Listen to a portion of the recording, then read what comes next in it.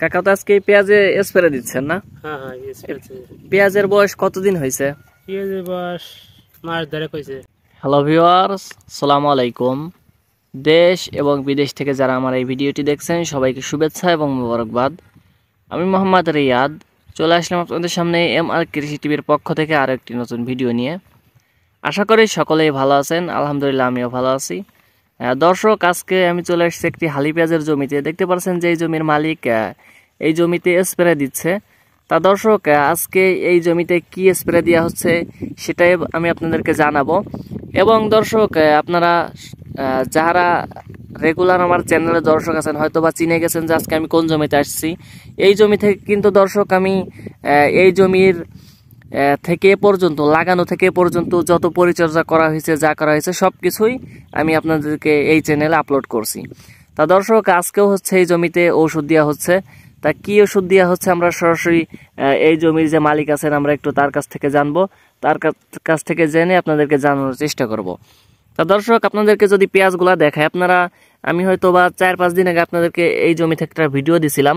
তখন হচ্ছে এই পেঁয়াজগুলো মানে কুবানো হচ্ছিল, ঘাসগুলাই দেখেন। এখন পেঁয়াজের জমিতে ঘাস নাই, পেঁয়াজ আলহামদুলিল্লাহ দেখেন অনেক সুন্দর। এই দেখেন পেঁয়াজগুলো এখন ফুলফিল দাঁড়ায় গেছে। তা আজকে হচ্ছে এই জমিতে হয়তো বা ভিটামিন দেওয়া হচ্ছে। তা কি দেওয়া হচ্ছে দর্শক, সেটা আমি এই জমির যিনি মালিক আছেন তার কাছ থেকে আমি সরাসরি আপনাদেরকে জানাবো। তা দর্শক, চলুন আমরা সরাসরি তার কাছে চলে যাই, তার কাছ থেকে আমরা জেনে আসি যে তিনি আজকে এই পেঁয়াজে কি ওষুধ দিচ্ছেন।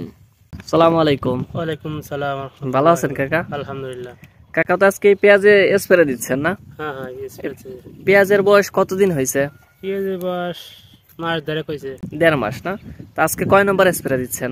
3 নম্বর স্প্রে। ও, মানে আজকে কি স্প্রে দিচ্ছেন? স্প্রে দিচ্ছে আজকে অ্যান্টাকল, মিরাভিস, হ্যাঁ, আর হলো বিষ। মানে অ্যান্টাকলটা কিসের জন্য? ভিটামিন, দুটোই ভিটামিন। ওই অ্যান্টাকল আর হলো ভিটামিন, আর ওই বিষটা হচ্ছে পোকের জন্য না?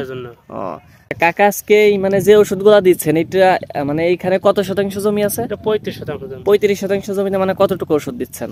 ওষুধ দিচ্ছি 1150 টাকার ওষুধ। 1150 টাকা না? মানে এক টবে কত মিলি ওষুধ দিচ্ছেন? এক টপে তো 3টা মিলে 50-60 মিলি। 50-60 মিলি না? তা কাকা, এরপরে কি অন্য কোনো স্প্রে দিবেন নাকি? এরপরে সেচ দেওয়ার আগে একটা পচনীয় ওষুধ দেবো। ও, মানে এই পেঁয়াজে আর একটা সেচ দিবেন না? ও, ওই সেচটা কতদিন পরে দিবেন?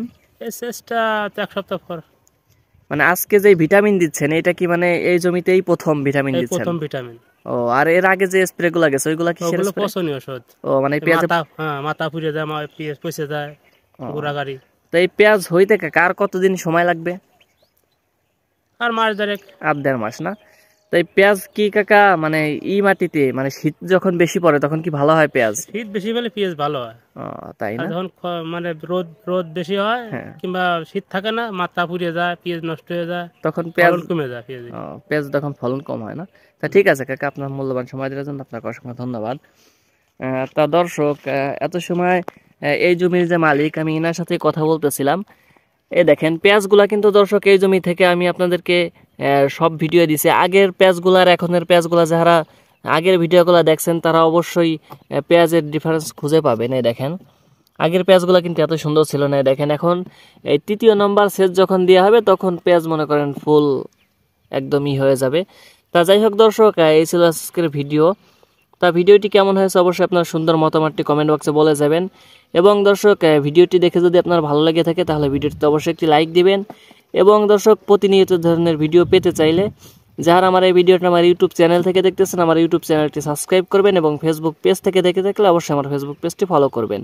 তা দর্শক, সকলেই ভালো থাকবেন, সুস্থ থাকবেন। আজকের মতো এখানে বিদায় নিচ্ছি। আসসালামু আলাইকুম।